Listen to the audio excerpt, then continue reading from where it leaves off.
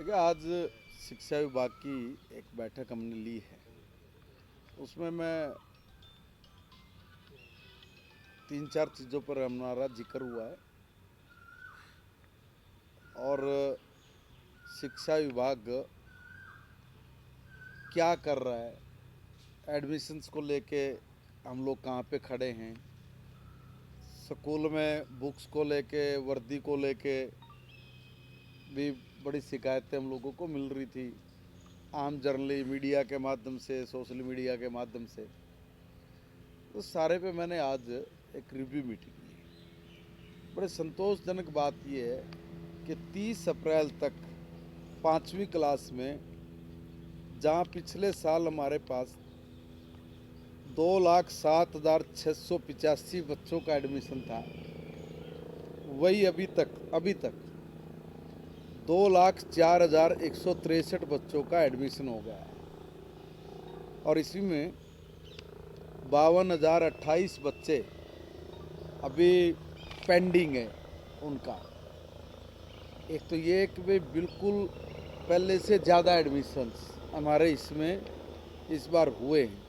ऐसे ही 8वीं क्लास में 2,16,746 बच्चे टोटल थे पिछली बार, और इस बार 2,07,707 बच्चों का एडमिशन हो गया है और 52,057 बच्चे ये अभी ऑन प्रोसेस में हैं। ऐसे ही 10वीं क्लास में पिछली बार 1,61,343 बच्चे हमारे पास थे और अभी तक 1,67,517 बच्चों का एडमिशन हो गया है और 1,57,106 बच्चे अभी ये मैं कहूँगा कि पेंडिंग है ये इनका। तो ये जो पेंडिंग है, एक ये था। एक +2 का भी मैं आपको बताना चाह रहा हूँ, जहाँ पिछले साल हमारे पास 1,25,769 बच्चे थे, वहीं इस बार 1,61,192 इतना हमारा एडमिशन हो गया है अभी तक। और इसमें 1,25,764 अभी ये पेंडिंग है टर्म। अब आपको मैं ये बताना चाह रहा हूँ कि जो लोग एजुकेशन विभाग पर, सिस्टम पर जो उंगली उठा रहे थे, जो अनाप शनाप बात कर रहे थे कि इतने स्कूल बंद कर दिए, इतना ये हुआ, एक भी स्कूल हमने अभी तक कोई बंद नहीं किया है। और ये पैमाना होता है, अगर 5वीं में, 8वीं में और 10वीं में अगर बच्चों की संख्या में इजाफा होता है, +2 में अगर बच्चों की संख्या में इजाफा होता है, तो उसका मतलब ये है कि वहाँ के स्कूलों की शिक्षा में गुणवत्ता वो बढ़ी है। और इसी का ये एक मैं कहूँगा प्रयास रहा शिक्षा विभाग का कि हम लोग नीचे तक लोगों से मिले, पंचायत से हमने बात की है, स्कूल के टीचर्स ने कड़ी मेहनत की है कि जो इतनी बड़ी संख्या में इस बार एडमिशन्स हमारे बढ़ रहे हैं। और अभी तो प्रोसेस जारी है और 30 अप्रैल तक ये संख्या मुझे लगती है कि और भी ज़्यादा तेज़ी से बढ़ेगी। दूसरा, कुछ वर्दी को लेके और बुक्स को लेके बार बार लोग क्वेश्चन उठा रहे थे। मैं आपको निवेदन करना चाहता हूँ कि इस सारे में भी हमने बहुत तेज़ी से काम किया है। हमारा जो बुक सप्लाई है टोटल, वो हमने 14,14,775 सेट्स करने थे और 14,14,715 सेट देने थे। कल तक 9,20,925 सेट हम लोगों ने भेज दिए हैं और 21 तारीख तक सभी स्कूलों में ये सब बुक्स के जितने सेट जाने हैं, ये सब के सब पहुंच जाएंगे। ये भी अपने आप में आज तक का एजुकेशन विभाग का रिकॉर्ड टूटेगा कि एकदम सब की सब बुक्स वहाँ पर टाइम से पहुँच जाएं। ये अपने आप में एक बहुत बड़ा रिकॉर्ड है। मगर इसी को लेके कुछ मनमानी को लेके भी हमारे पास बात आई थी कि भाई कुछ स्कूल मनमानी कर रहे हैं। तो उसके लिए भी मैं एक निवेदन करूंगा कि उन्होंने पहली बार एक काम और किया है। वो पहली बार काम ये किया कि भाई उज्ज्वल पोर्टल बनाया हम लोगों ने, और आरटी एक्ट के तहत जो 25% वीकर सेक्शन के लोगों का बच्चों को जो एडमिशन देना ज़रूरी था उसके लिए, अब वो उसमें 70% स्कूलों ने, प्राइवेट स्कूलों ने, वो अपनी सीट डिक्लेयर कर दी है। 10,701 स्कूल हैं टोटल जो प्राइवेट स्कूल हैं। 7,426 स्कूलों ने इस पोर्टल के माध्यम से सीट डिक्लेयर कर दी हैं। अब जो ये 30% के आसपास में स्कूल बचते हैं, इनके लिए मैं आज ही अधिकारियों को एक निर्देश जारी करने के लिए कह के आया हूँ कि जो मनमानी करते हैं कि भाई किसी का इसका मतलब तो ये है कि भाई जो 25% सीट आरटीई एक्ट के तहत जो बनती है वो आपने क्यों नहीं डिक्लेयर की? वो डिक्लेयर करने में आपको क्या प्रॉब्लम आई? इसलिए हर स्कूल को जो इसमें नहीं शामिल हुए हैं उनके खिलाफ कड़ी कार्रवाई हो, उनसे इस बारे में संज्ञान लिया जाए। तो इसके लिए मैंने आज ही निर्देश जारी किए। और इतना ही नहीं है कि जो ये वर्दी और स्कूल की भी बात जब आ रही थी तो उसके लिए भी मैं बहुत डीपली गार मुझे पता लगा, तो उसके ऊपर भी हमने काम करना शुरू किया। 158 रूल नंबर 158 के जो एजुकेशन का 2003 की जो हमारी हरियाणा एजुकेशन एक्ट है 2003, उसमें जो रूल नंबर 158 है उसका सब रूल नंबर 6 है। उसमें साफ तौर पे लिखा है कि कोई भी पेरेंट्स को या बच्चे को ये कंपेल नहीं कर सकता कि भाई आपने इसी दुकान से या यहीं से आपने वर्दी लेनी है, आपने कोई स्टेशनरी लेनी है या आपने कोई बुक लेनी है।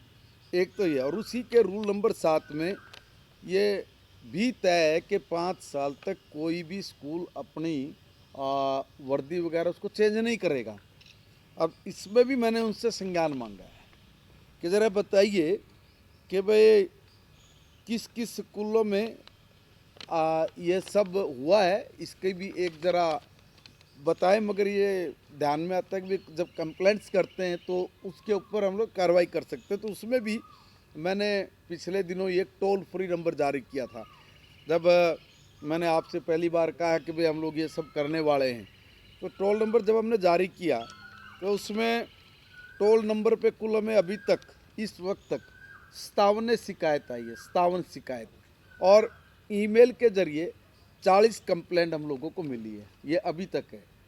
आज ही मैंने अधिकारियों को कहा है कि आप एक बार इस मामले को ज़रूर संज्ञान में लें और इनके ऊपर जो कार्रवाई बनती है वो सब कार्रवाई करें। अब देखिए, हाँ, बस एक निवेदन करके मैं बात खत्म करूँगा। मैं फिर रिपीट कर रहा हूँ कि जिन स्कूलों ने 25% आरटीई के तहत अपनी सीट्स डिक्लेयर नहीं की, उनके खिलाफ कड़ा संज्ञान लेने का मैंने आज निर्देश दिया है। दूसरा, ये जो मनमर्जी करते हैं इनके खिलाफ इतना कड़ा स्टैंड लेने के लिए कहा है कि हमारा डीओ, डिप्टी डीओ वो नीचे तक जाए और जो उनके मान्यता है उस मान्यता को भी हम लोग देखेंगे कि इस पर भी कोई कड़ा एक्शन लिया जाए, क्योंकि सरकार के नियम और रूल को दता बता के जो मनमर्जी करने का सिस्टम है अब वो नहीं चलेगा, चाहे कोई भी है। इसलिए कड़ा संज्ञान लेने के लिए कहा है। और यहाँ तक कहा है कि अगर कोई सरकार के रूल को ठेंगा दिखाता है तो उसकी मान्यता रद्द करिए। यहाँ तक का मैंने आज निर्देश दिया है और मुझे पूर्ण उम्मीद है कि बहुत जल्दी हम लोग इन स्कूलों के साथ हमारे डीओज, डिप्टी डीओज, ये सब लोग जाके, उन्होंने कहा उनको सबको नोटिस जारी किए जाए और जो विभाग की कार्रवाई बढ़ती करें। बस मेरा इतना सा निवेदन था, क्योंकि बार बार मुझे शिकायतें मिल रही थी कि भाई स्कूल मनमर्जी कर रहे हैं, नियमों को दत्ता बता रहे हैं। तो मैंने वो सारे नियम अभी देखे थे और उसके अकॉर्डिंग जो कार्रवाई बनती है वो ज़रूर करेंगे। तो ये जो शिकायतें मिली हैं कितने दिन में मिली हैं ये देखिए भैया, अभी हमने जिस दिन टोल फ्री नंबर जारी किया था, देखो एग्जैक्ट तो मैं अभी आपको नहीं कह सकता कि 10-12 दिन हुए हैं। ये शायद टोल नंबर हमने जारी किया था जब, तो तब से लेके अभी तक सिर्फ इतनी ही आई है। सब रूल नंबर 8 मैंने वो नहीं चेक किया कि कब से, मैंने आज अभी तक की मैंने रिपोर्ट मांगी है तो वो है। सब रूल नंबर 8 आपने बताया जिसमें 7 सालों का आपने जिक्र किया कि 7 सालों तक फीस नहीं बढ़ा सकते या क्या कुछ है? नहीं, 5 साल तक जो ड्रेस है, वर्दी है, वो नहीं चेंज कर सकते आप। रूल 7 है वो सब रूल। जो ये आपने कहा आरटीई की जानकारी देनी चाहिए कितनी सीट है, ये कहाँ पे देनी होती है? डिपार्टमेंट को देनी होती है। डिपार्टमेंट को देनी होती है या अपने स्कूल में लिखनी होती है, पेरेंट्स को नहीं, बताना हमने एक होता है? पोर्टल बनाया हुआ है, उस पोर्टल पे जाके जानकारी देनी होती है। टाइम बाउंड होता है ये कि नहीं, भाई आपने कहा जब एडमिशन होते हैं तभी होता है ये तो। ये अब जब एडमिशन ओपन होते हैं उससे पहले सीट डिक्लेयर करनी होती है। आरटीई के तहत आपको सीट डिक्लेयर करनी होती है, उसके लिए हमने पोर्टल बनाया है। उस पोर्टल पे जाकर उन्होंने ये इतला देनी होती है। तो ये 57 शिकायतें मंत्री जी, किस तरह की शिकायत है इसमें ज़्यादा, और कब तक इन पर कार्रवाई होगी, किस तरह की कार्रवाई जो है करी जाएगी ताकि ये आगे के लिए ये मैंने अभी आप लोगों से जब मैं चर्चा कर रहा हूँ, इससे पहले मैंने ये पूछा था कि भाई एक बार ज़रा टोटल शिकायत बताइए। उसमें बुक्स को लेके, कुछ जगह वर्दी को लेके, कुछ जगह फीस की बात को लेके, ऐसे 4-5 तरह की सारी कंप्लेंट्स हैं। और उसमें मैंने अधिकारियों को कहा है कि एक एक जो शिकायत उसको जांचे और जांच के उसके ऊपर जो भी कार्रवाई बनती है लीगली आप वो करिए, उसमें कोई संकोच नहीं करना है। और फास्ट इस कार्रवाई को तो करें। शिकायतकर्ता को भी सर ये बताया जाएगा, मैसेज जाएगा कि आपने जो शिकायत करी थी उस पर जो है हमने ये कार्रवाई करी, ताकि क्योंकि ये मोटिवेशन मिले या जो पेरेंट्स हैं वो इसको भी एक मैसेज जाए। देखिए, जब कोई शिकायत करता है स्वाभाविक बात है कि उसमें संज्ञान में मामला तो डालेंगे, मगर क्योंकि एक बार होता है क्या कि भाई सेम सी शिकायत जब होती है तो उस पर विभाग अपने हिसाब से कार्रवाई करता है। कुछ दिन पहले मंत्री जी एक एडवाइजरी जारी की गई थी जिसमें बच्चों के बैग का वेट कैटेगराइज किया गया था। अभी पहली क्लास से इतना वेट होना चाहिए, दूसरी क्लास इतना, उसको लेकर भी शिकायतें आती हैं। उसको लेकर भी किसी भी स्कूल में चले जाओ, किसी भी स्कूल के बच्चों के बैग की अगर बात करें तो वो हैवी मिलते हैं। उसको लेकर आपकी तरफ से क्या?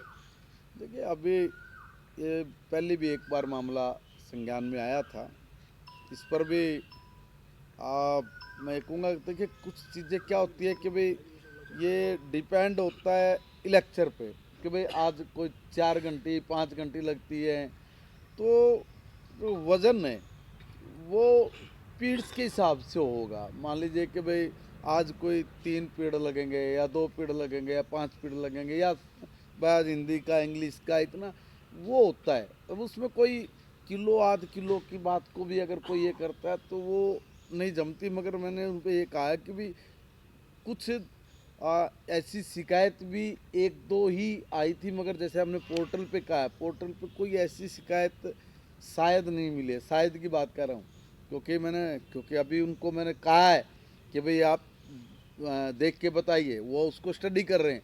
मोटा मोटा जो मैं अभी आके बैठा हूँ तो उन्होंने मुझे बताया कि सर अभी तक हमने जो ये 40 ईयर 57 ये इसमें से जो ईमेल्स पे 5-7-10 पे लाइन मारी है, जो नज़र लगाई है, तो उसमें ये हैं।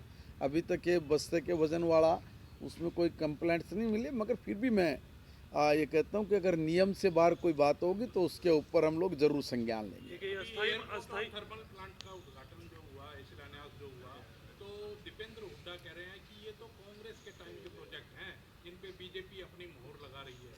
हमने शुरू किए थे ये दोनों और हमारे ले आए हुए प्रोजेक्ट हैं, अब बीजेपी वाहवाही। इसी में मंत्री जी जो सांसद हैं जयप्रकाश जेटली वो कहते हैं कि कांग्रेस ने डोमेस्टिक एयरपोर्ट बनाने के लिए MOU साइन किया था, लेकिन भाजपा वालों ने इसे डोमेस्टिक एयरपोर्ट तो छोड़ो, इसे एयर ड्रॉप बनाकर छोड़ दिया। एयर ड्रॉप क्या होता है? एयर ड्रॉप उससे भी नीचे वाली कैटेगरी। देखो, ये कुछ बोलने तो गई, हमने ये किया था, ये तो कल अगर कोई साइंटिस्ट ये खोज कर ले कि भाई चंद्रमा पर भी प्लाट करते हैं, तो ये कहेंगे कि देखो हमारे फलां नेता थे, उन्होंने ये कहा था कि भाई हम चंद्रमा पे प्लाट काटेंगे, तो इसमें इसका क्या योगदान है? तो हमारा है। ये हर घोषणा के ऊपर, हर काम के ऊपर, क्यों तुम लोग घोषणा ही घोषणा करते थे क्या? कुछ काम नहीं करते थे क्या? कोई एक आधी चीज़ वो भी बताओ जिस पे आप लोगों ने काम किया हो, कोई डली तो फोड़ी हो, कोई एक पैसे का भी काम किया था क्या?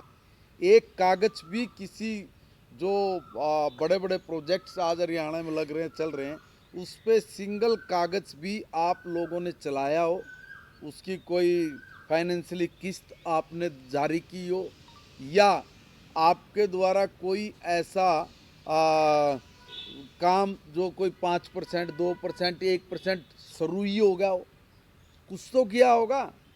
ये कुछ करने के लायक नहीं, और इस खाली बात बात मारते हैं, गलत तथ्य देते हैं और गलत बात के जरिए लोगों के दिमाग को डाइवर्ट करने का काम करते हैं। मगर आज हरियाणा की जनता बहुत समझदार है, सियाणी है, उसको पता है कि काम कैसे हो रहे हैं। तो जब 10 साल थे तब तो तुम कुछ कर नहीं पाए, आज कह रहे हो 10 साल बाद आपको याद आ गया कि भाई एयरपोर्ट का काम तुमने शुरू किया था, अब शुरू हुआ है, आज वहाँ पे जहाज उतरना चढ़ना शुरू हो गया। अब इनको याद आया कि हमने 10 साल पहले या 15 साल पहले घोषणा की थी। तो घोषणा करोगे क्या? कोई काम भी किया था? और इन्होंने कोई घोषणा नहीं की, कोई इनके कागज नहीं मिले।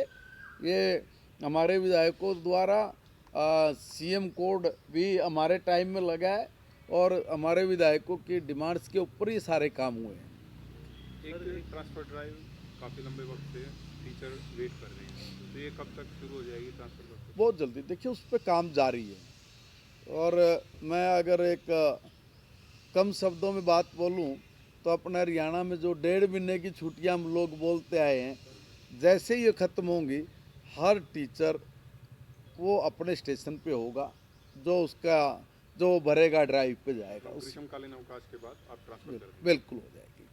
मंत्री जी, इस विधानसभा सेशन में एक ऐतिहासिक बात हुई, हरियाणा को अपना गीत मिला है, इसको स्कूलों के अंदर भी जो है इसको बच्चे जो हैं वो इसका गान करें, इसके लिए कोई आपने एसओपी जारी की है? अभी ऐसा कुछ जारी नहीं किया है। ये सर्वसम्मति से गीत जो हरियाणा की विधानसभा में पारित हुआ, और उस पर यह चर्चा हुई थी, तो चर्चा में ये ज़रूर आया था कि भाई स्कूलों में, कॉलेज में भी इस गीत को चलाया जाए। अभी इस पे किसी तरह की कोई एडवाइजरी जारी नहीं हुई है। ये मसला है सभी दलों के लोगों के साथ बैठ के डिस्कस करके उसको लागू करने का। मंत्री जी, तो आगे जैसी बात आएगी उसके ऊपर चर्चा करेंगे, तभी कुछ आगे बढ़ पाएंगे। तो सर्वदल से चर्चा करने की आवश्यकता है? बिल्कुल है, मानते हैं आप कि होना चाहिए सर स्कूलों में भी? बिल्कुल होना चाहिए, क्यों ना हो। अपना गीत है, अब अपने गीत पे सबको फक्र है, गर्व है, वो होगा तो अच्छा ही है। गरीब बच्चों के एडमिशन की बात करें, सरकार भी कुछ फीस देती है प्राइवेट स्कूलों को उन गरीब बच्चों की, तभी तो होता है, फीस तो देती है। क्योंकि उनका ये रहता है कि कई करोड़ कोई पेंडिंग नहीं, पड़ रहता है और सरकार ये देती है। सब आरोप गलत होते हैं, मंत्री जी, ऐसा कुछ नहीं होता। हाल ही में उसमें बाकायदा फीस तय है, वो दी जाती है। मंत्री जी, हाल ही में हाईकोर्ट द्वारा निर्देश पारित किए गए थे कि प्रदेश के अंदर 482 गैर मान्यता प्राप्त स्कूल हैं, जिसको लेकर शिक्षा विभाग की तरफ से सभी डीडीओ को, डीडब्ल्यूओ को लेटर जारी हुआ कि इन तमाम स्कूलों को तुरंत प्रभाव से बंद किया जाए, और बाकायदा न्यूज़पेपर के ऊपर, मीडिया के ऊपर जो है वो इनके बारे में जानकारी दी जाए, ताकि कोई भी अभिभावक जो है वो उन स्कूलों में एडमिशन ना ले। उस पर कितनी कार्रवाई की गई है, कितने स्कूलों को बंद किया गया? देखिए, हम लोग किसी भी चीज़ को बंद करने की बात बहुत जल्दी करते हैं। उन सबको पहले नोटिस भी दिया जाता है, उनसे पूछा भी जाता है कि भाई जो ये आपके बारे में बात आई है, ये आप इसमें कोई जवाब दें, तो उनको नोटिस जारी किया हुआ है। जैसे जैसे विभाग के सामने सब बातें आती रहेंगी, उसके ऊपर जो कार्रवाई करनी होगी करेंगे। लेकिन ये बहुत पुराना मसला है, एकदम हम लोग ये कहते हैं कि जी नहीं, अब इसके ऊपर तुरंत एकदम ऐसा काम, ऐसा नियम वो भी मैं कहूँगा कि जल्दबाजी होगा। अभी जहाँ चीज़ें हैं और सख्ती के साथ उसको करने की बात है और नियम कानून का उल्लंघन भी ना हो, इसको भी ध्यान रखना है। साथ के साथ में जो स्कूल्स हैं उनको भी एक चांस मैं चाहूँगा कि मिलना चाहिए, मगर मिलेगा नहीं मिलेगा वो इसकी गारंटी नहीं है। मगर मेरी कोई पर्सनल ओपिनियन हो, हालांकि मेरी कोई पर्सनल ओपिनियन भी नहीं हो सकती, फिर भी मैं कह रहा हूँ कि देखिए स्कूलों को अपने नियम जो वो है वो पूरे ज़रूर करने चाहिए, ताकि कोई भी आदमी इस तरह की उंगली ना उठा पाए स्कूलों के ऊपर भी। वो इतना ही मेरा कहना है कि वो ज़रूर अपने नियम पूरे करें, जो उनके लीगली जो उनके बनते हैं कानूनी, जो उन्होंने करना है उसको करने में डिले क्यों करना है। सर, एक रॉबर्ट वाड्रा को ईडी ने नोटिस भेजा था और बुलाया था पूछताछ करने के लिए। कांग्रेस का कहना है कि जिसको भाजपा खतरा जिससे लगता है उस पर ईडी के सम्मन भिजवा देती है, पूछताछ के लिए ईडी बुला लेती है। और सोकोपर में उन्होंने ज़मीन ली थी, वो भाजपा वाले से पूछ के ली थी क्या? अगर वो जगह जगह ज़मीन लेते हैं, गलत तरीके से लेते हैं, लोगों का शोषण करके लेते हैं, प्रेशर और दबाव बना के अपने नाम करा लेते हैं, तो उनके ऊपर मतलब ईडी हम भेजते हैं। देखिए ये एक प्रोसेस है, एक पूरी कार्रवाई होती है, उसी के ऊपर हर स्वायत्तता जो एजेंसी है वो काम करती है।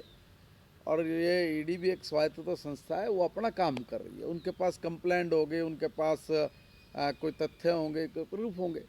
अब जो कार्रवाई होनी है तो होनी है। अब एक बात बताओ, हमने किसी के ऊपर कोई मुकदमा दर्ज नहीं किया।